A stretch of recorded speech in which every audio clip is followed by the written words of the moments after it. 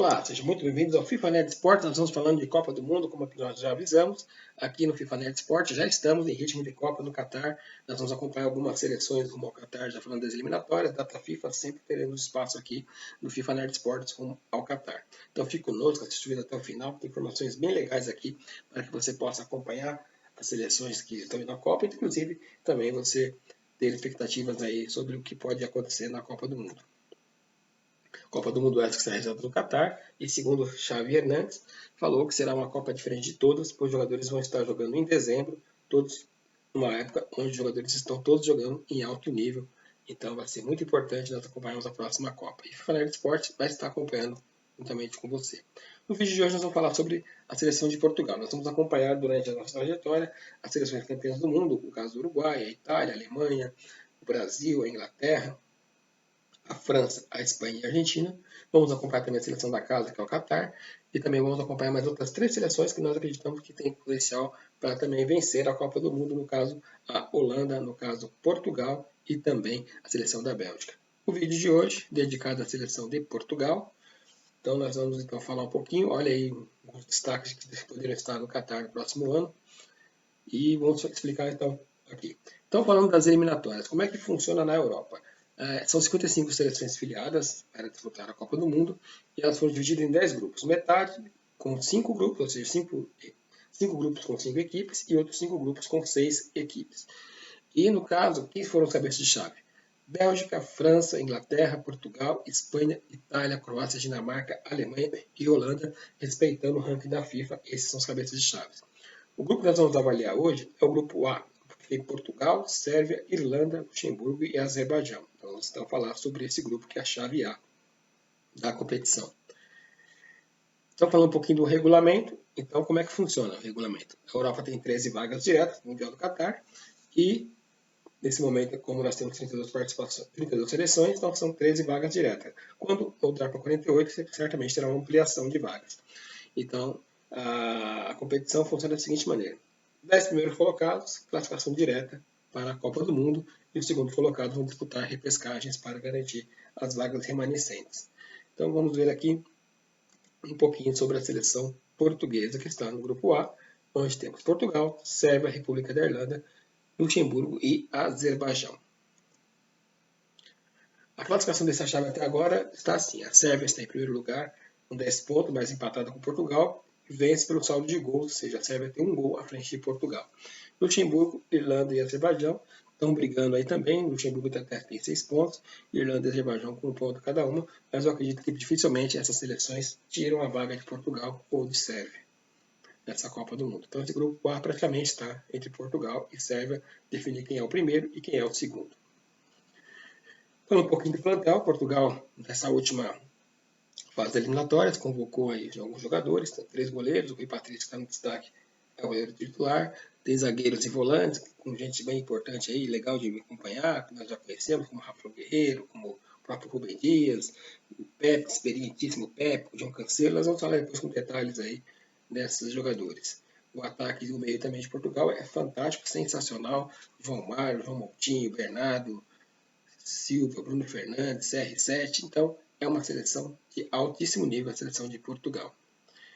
Então está aí o CR7 no destaque. Vamos então aqui falar um pouquinho de Portugal, conhecer um pouquinho mais a fundo a seleção portuguesa e ver lá desde a comissão técnica, da sua gestão, como é que ela chega para trabalhar e ter esses resultados dentro de campo em rumo à Copa do Mundo.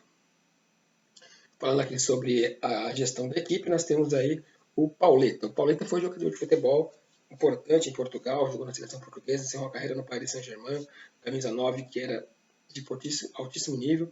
Hoje ele é o coordenador técnico da seleção de Portugal, ele faz parte da comissão permanente, ele faz uma função muito parecida com a que o Juninho Paulista faz na seleção brasileira.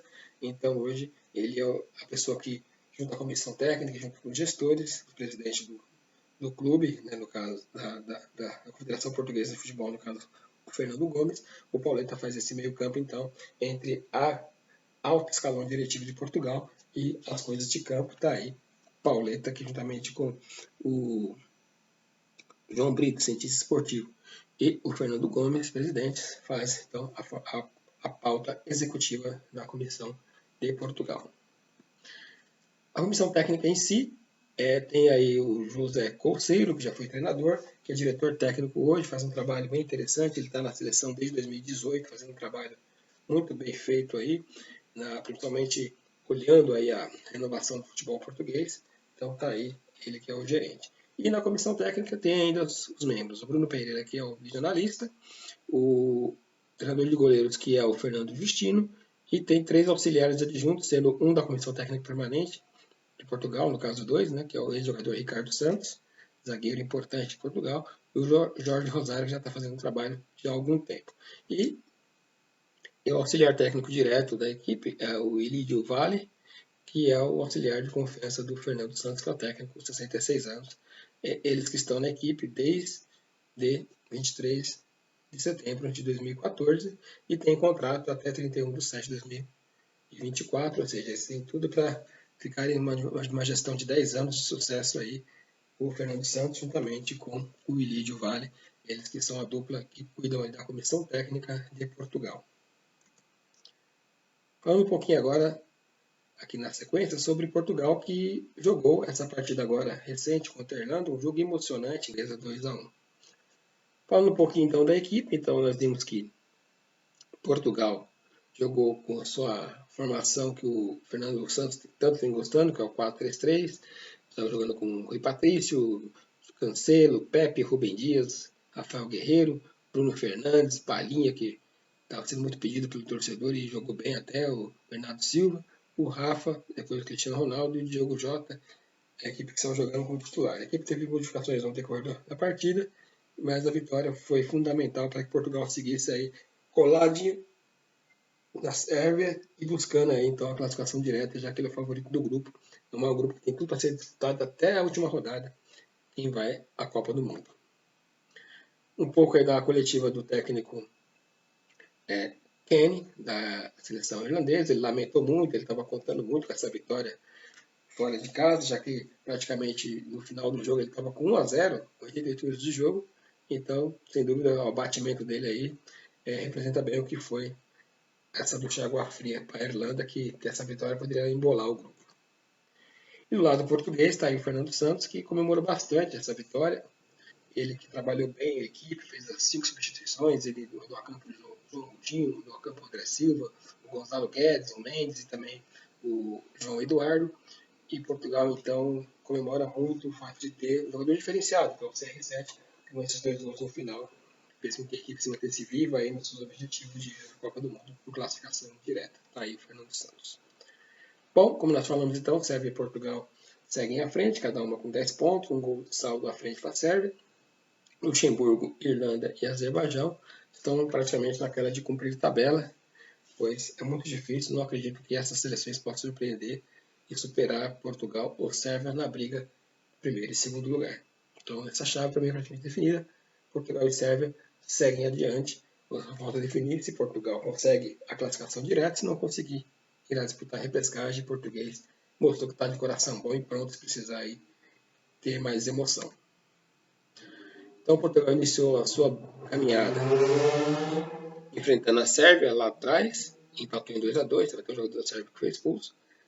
Portugal já enfrentou o Luxemburgo também, venceu por 3-1, e agora também Portugal tem o seu próximo compromisso, são 2, né? O amistoso contra a seleção do Catar, mas Portugal volta a campo jogar as suas fichas nas eliminatórias contra os seguintes adversários, né? Portugal vai a Azerbaijão tentar uma vitória fora de casa, depois Portugal recebe Luxemburgo, depois Portugal vai até a Irlanda e depois em casa decide contra a Sérvia. Praticamente esse jogo, se tudo seguir como está, será uma final para Portugal valendo uma vaga para a Copa do Mundo.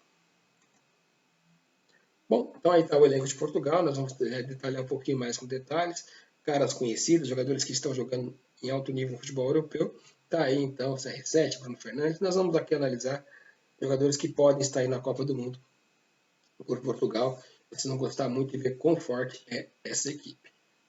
Então vamos falar aqui um pouquinho aqui do elenco de Portugal, né? Então tá aí o CR7 no destaque, nós vamos analisar aqui um pouquinho aí.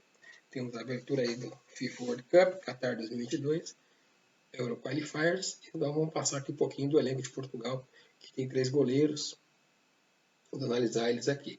O Rui Patrício, que joga na Roma, praticamente deve ser o titular da equipe, Coutinho, 33 anos, deve ser titular na próxima Copa. E Antony Lopes, do Olympique de Lyon, que é hoje o reserva imediato, bom goleiro também, se tem oportunidade joga. E a equipe com o Diogo Costa, com o goleiro mais jovem, 21 anos, Futebol Clube do Porto. Tá aí 3 goleiros que Portugal pode levar à Copa do Mundo. Um pouquinho agora do pessoal de defesa, tem 7 jogadores que o Fernando Santos vem insistindo bastante. No caso, o Nelson Semedo, que joga no Wolverhampton da futebol inglês. Ele que é um bom defensor, joga ali. O Pepe, experiente Pepe, 38 anos, que pode chegar à Copa do Mundo com 39 anos. Ele que é zagueiro, titular da equipe. Temos aí o Rubem Dias, que tem sido um dos melhores jogadores do futebol europeu.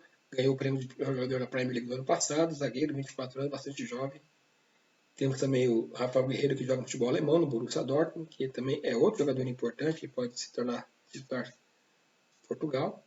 O Domingos Duarte, que é o jogador mais jovem, que joga no Granada FC da Espanha. Temos também o Nuno Mendes, que está no Paris Saint-Germain, jogador jovenzinho, 19 anos, que é uma das apostas do futebol de Portugal. O João Cancelo do City também está aí, 27 anos, outro jogador também que tem tudo para estar na Copa do Mundo. Seguindo agora falando sobre o meio-campo, 8 jogadores que o Fernando Santos vem acreditando bastante. O João Palhinha, Sporting de Lisboa, jogador que vem destacando bastante lá na equipe do Sporting. Temos aí o Moutinho, que é jogador já mais experiente, está no Wolverhampton da Inglaterra, 34 anos, pode jogar sua última Copa do Mundo. Temos aí o Bernardo Silva do City também, um jogador importantíssimo no esquema do Guardiola, lá em Portugal, sempre titular do City. Temos aqui o Bruno Fernandes, que é jogador que fez aquele hat-trick, está no United e agora vai ter o Cristiano Ronaldo juntos, quer dizer, o tratamento vai crescer bastante entre ambos. O Danilo Pereira, do Paris Saint-Germain também, que é um ótimo marcador, um jogador meio campo bem diferenciado, 29 anos, bom jogador. O Otávio, que é uma das revelações aí dos últimos anos, embora não seja jovem, jogador do Futebol Clube do Porto, que é a sensação em Portugal também. E o Rubem Neves, também, que está jogando no Wolverhampton, também da futebol inglês, que é um jogador que vale a pena ficar de olho nele. O João Mário do Benfica, jogador do Jorge Jesus, 28 anos, jogador muito técnico, habilidoso, que faz crescer a equipe no meio de campo. E no ataque, veja só que ataque tem à disposição do Fernando Santos. CR7 acabou de negociar com o Manchester United, já passou uma última Copa do Mundo, 36 anos, com muitos recordes. André Silva, que joga no RB Leipzig da Alemanha, jogador que está crescendo bastante, atacante fazedor de gols também. O Rafa Silva também, que é do Benfica, outro jogador do Jorge Jesus, e está aí atacante da equipe também. Opção do Gonçalo Guedes do Valência da Espanha, jogador que vem fazendo alguns gols lá na Espanha também, outra boa opção. Vale acompanhar o Diogo Jota do Liverpool, que colocou o Firmino no banco de reserva, jogando grande fase, fazendo muitos gols também, outra uma ótima opção. Então, e temos o treinador, o Fernando Santos, que praticamente tem esses que nós citamos aqui como homens de confiança, está aí o treinador da Seleção de Portugal. Bem, pessoal, então esse era o vídeo que nós fizemos para vocês aqui, falando um pouquinho sobre Portugal. Nós vamos acompanhar Portugal até a Copa do Mundo, então fica aqui a expectativa. Aí está o Xavi Hernandes, que tem uma entrevista que nós vamos colocar nos créditos desse vídeo aqui, que vocês possam acompanhar ele falando um pouquinho sobre a Copa do Mundo do Catar, a organização, como é que o país está se preparando, o esquema de logística. Ele que recusou aí algumas propostas até de trabalhar como auxiliar técnico do Tite, ser técnico do Barcelona, mas ele está muito bem envolvido no projeto lá do Catar. Então tá aí o Xavi Hernandes, nós vamos trazer depois aí nos créditos desse vídeo essa entrevista na íntegra do treinador, que está trabalhando lá no futebol do Catar já há alguns anos. Bom, pessoal, então nós queremos agradecer bastante a vocês, espero que vocês tenham gostado do FIFA Nerd Esportes rumo ao Catar. Muitas informações, vamos seguir algumas seleções. Hoje seguimos Portugal, mas logo também vamos seguir outras seleções também. Esperamos que você tenha gostado do vídeo, deixe o like, compartilhe, acompanhe a Copa do Mundo aqui. E já sabemos, como você já sabe, data FIFA, sempre teremos então mais vídeos sobre a Copa do Mundo do Catar 2022. Mais uma vez agradecemos a vocês, muito obrigado e até a próxima. Bueno, varios puntos aquí, ¿no? Primero, que cambia el calendario, es en diciembre, que es un acierto. Este país, si hay algún hándicap difícil, es el calor, y en verano sería muy difícil competir en estas condiciones, sobre todo para los aficionados. y creo que es una ventaja que sea en diciembre, ¿no? Entonces es una ventaja para el futbolista, para el aficionado, e incluso el hecho de ser en diciembre es una ventaja para el futbolista porque está en mejor forma, ¿no? Los mundiales siempre históricamente han sido a final de temporada, que el futbolista ya llega cansado mentalmente, físicamente, entonces se verá a los futbolistas en el mejor estado de forma posible, ¿no? Y eso es una ventaja. Otro punto también es que es un país muy pequeño. Qatar es un país pues bueno, con muy pocos habitantes, muy poca extensión, y el futbolista no va a tener que viajar, va a estar siempre en el mismo hotel, no va a tener ni jet lags ni historias como hicimos en Brasil, por ejemplo, ¿no? Yo creo que es todo ventajas para el futbolista, para el espectáculo, para el aficionado también, que puede ver varios partidos en un mismo día, porque al final en media hora estás en Al-Khor viendo otro partido y otra vez en Al-Wakra. Al final son ventajas considerables para que el futbolista y para que se vea un mundial histórico. Yo no tengo ninguna duda que la gente se va a sorprender muchísimo de lo que es Qatar y de lo que es este país. Bueno, a pesar de la situación del COVID-19, creo que Qatar está obrando bien. El país está bastante controlado, no tenemos exceso de casos y el fútbol está continuando. Yo creo que es el mejor mensaje para la sociedad, ¿no? E incluso en los últimos meses hemos tenido público en los estadios, y eso es un mensaje a nivel ya mundial, ¿no? Que si se hacen las cosas bien, si la gente es responsable. Aquí funcionamos con el móvil una aplicación que se llama Teraz y todo el mundo tiene que estar en verde. Estamos haciendo muchísimos test durante toda la temporada, todo muy controlado, ¿no? Yo creo que Qatar está dando un mensaje también al mundo, de cara ya también al Mundial del 2022, de que si se hacen las cosas bien y la gente es responsable, saldremos de esta, ¿no? Este es un mensaje positivo que está dando el país Qatar. Bien, fíjate, ahí pasamos todos unos test muy estrictos, fueron muy exigentes en cuanto al público. Pudo venir casi al 50% de personas en el estadio, que ya se veía un ambiente como antes de la pandemia. Pero claro, lo han hecho seriosamente, lo han hecho de manera responsable, de manera estricta, todo el mundo sigue un protocolo, y al final es esto, ¿no? Los países que un poco serios y responsables pues van a salir antes de esta situación sin ninguna duda, ¿no? Ahora ya tenemos la vacuna, mucha gente se ha vacunado ya en el país. Qatar es un país muy pequeño, pero están haciendo las cosas muy bien, ¿no? Experiencia. Otra vez sentí un poco el fútbol de antes de la pandemia, ¿no? Con gente en el estadio, con ambiente, con una atmósfera de fútbol real. Bueno, pues que sigan el protocolo de los doctores, ¿no? De la gente médica. Está claro que yo lo seguí, pero incluso así lo cogí, ¿no? Es verdad que empezábamos a entrenar y tenía mucho contacto también con jugadores, con gente del management, del staff, y al final cogí el virus, ¿no? Totalmente asintomático, estuve 14 días en un hotel y lo he pasado, pero ¿por qué no lo puedo volver a pasar? Al final tenemos que ser muy responsables y muy estrictos en las normativas y en el protocolo del staff médico, ¿no? Entonces hay que ser muy responsable. Bueno, el fútbol es emoción, es pasión, ¿no? Al final tú estás jugando un partido sin público y falta lo mejor del fútbol, ¿no? Que es la gente, ¿no? Al final jugamos al fútbol y hacemos este deporte para los aficionados, ¿no? Para la emoción de esta gente. Un estadio vacío es un estadio triste, ¿no? Falta lo mejor, falta algo, ¿no? Entonces, si a medida de lo posible pueden venir gente al estadio, va a volver otra vez el fútbol bueno, ¿no? El jugador se va a motivar más, los entrenadores, incluso los árbitros, ¿no? Parece que falta algo en el fútbol actual, ¿no? Con la pandemia. Bueno, a ver si poco a poco, como Qatar está demostrando y muchos países más, pues poco a poco van viniendo ya la gente al estadio y vamos a volver poco a poco a la normalidad, ¿no?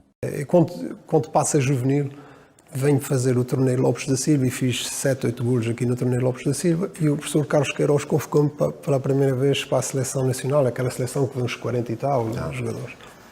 E nessa semana existe a oportunidade de vir fazer uma experiência ao Vitória de Setúbal. No dia que eu venho para Lisboa, sai a convocatória para a seleção e, através do Santa Clara, o diretor do Santa Clara, o António Duarte, recebe uma informação que o Benfica queria-me contratar e que já não era preciso fazer experiência nenhuma.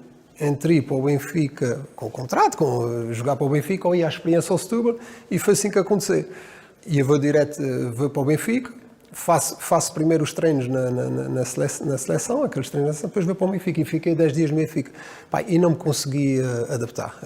Chorava quase todos os dias, queria ir para a minha mãe. Recordo-me do professor Arnaldo Cunha, do Mr. Nené, todos os dias, pá, e de vários jogadores o Paulo Sousa, o Paulo Madeira, o Rui Bento, que vivia no lar naquela altura, o Rui Ferreira, que hoje é treinador do Ficaste no lar, né, nessa altura? E fiquei no lar.